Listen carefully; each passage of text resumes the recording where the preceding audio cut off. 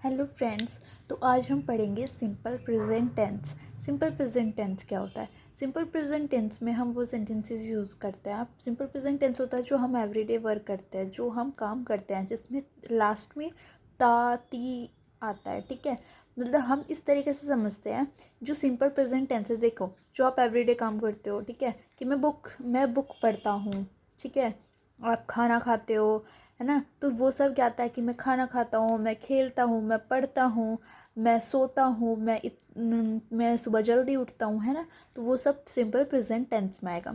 इसका फॉर्मूला है subject plus verb की फर्स्ट फॉर्म, जिसमें एस और ई एस लगाएंगे अगर हम ही शी इट का यूज़ कर रहे हैं, and object.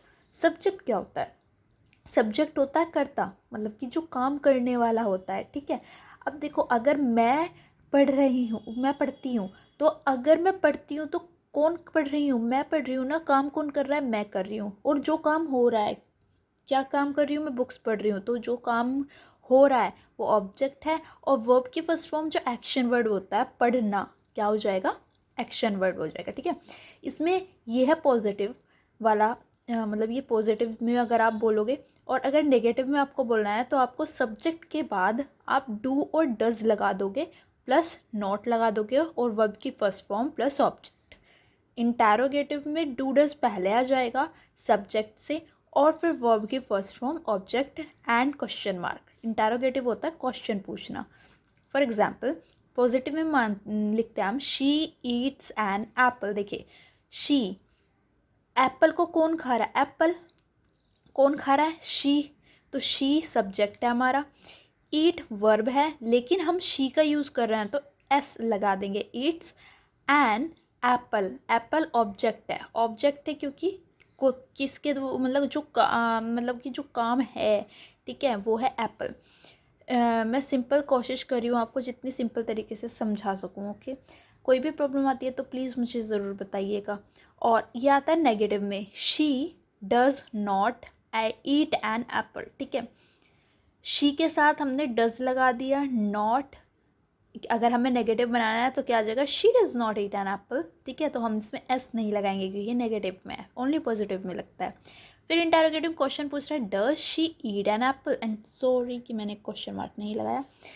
Does she eat an apple, जो डज है वो पहले आ जाएगा सब्जेक्ट से। ठीक है, अब हमें एक और क्वेश्चन है कि डू डज है, डू किसके साथ लगेगा और डज किसके साथ लगेगा?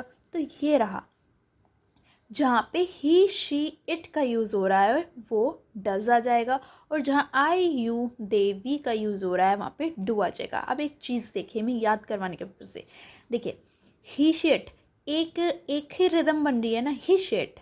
ठीक है, तो याद रखिएगा, ही शेट, ही शी इट में डज आएगा। देखिए, इसमें भी एस है और इसमें भी एस है, तो याद हो जाएगा कि डू डज में से जिसमें एस है वो आ जाएगा। ठीक है, ही शीट में।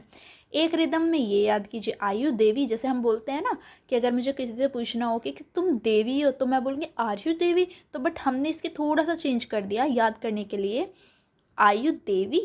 ठीक है, देवी मतलब वो वाला कि देवी हो तुम, है ना, इस तरीके का। तो आयु देवी। ठीक है, तो ये एक रिदम हो जाएगा, आयु देवी के साथ क्या हो जाएगा? डू। ठीक है, आपको पता ही है कि ही शी इट किसके साथ लगता है? ही बॉयज़ के, मतलब जहाँ पे ही होगा मेल के लिए, शी होगा फीमेल के लिए, इट होगा कोई भी एनिमल और थिंग्स के लिए, एंड आई का मतलब मैं, यू मतलब तुम, दे मतलब वे, और वी मतलब हम। ओके, सो डज और डू का आपको पता चल गया, तो आपको इसमें कोई कन्फ्यूजन नहीं होनी चाहिए। सो अब हम देखते हैं। अच्छा, यहाँ पे है शी ईट का हमें बनाना है कि यहाँ पे क्या आएगा, और हर लंच, तो क्या आ जाएगा आपका? यहाँ पे आ जाएगा ईट्स। ओके, अब सेकंड है, I read this book every day. वो रोज बुक, मैं ये है बुक रोज पढ़ती हूँ, तो क्या आ जाएगा? रीड। ठीक है, क्योंकि देखो, इसमें आई के साथ हमने रीड्स क्यों नहीं लगाया, एस क्यों नहीं लगाया? क्योंकि हमें जो एस है, जो एस कहाँ पे है, देखिए यहाँ पे जो एस है वो ओनली कहाँ लगेगा?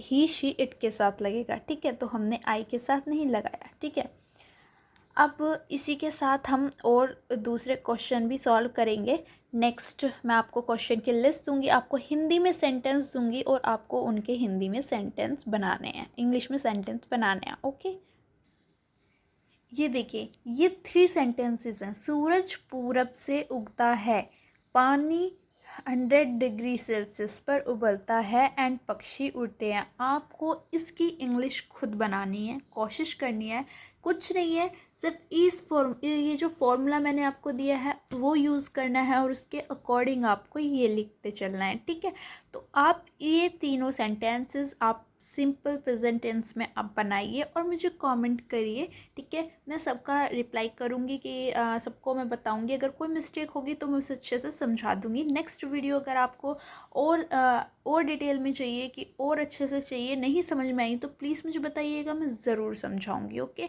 सो ये है, आप इसका चाहे तो स्क्रीनशॉट भी ले सकते हैं। ठीक है, ये रहा, आप इसका स्क्रीनशॉट भी ले सकते हैं। थैंक यू, बाय बाय, और सब्सक्राइब और लाइक ज़रूर कर दीजिएगा प्लीज़।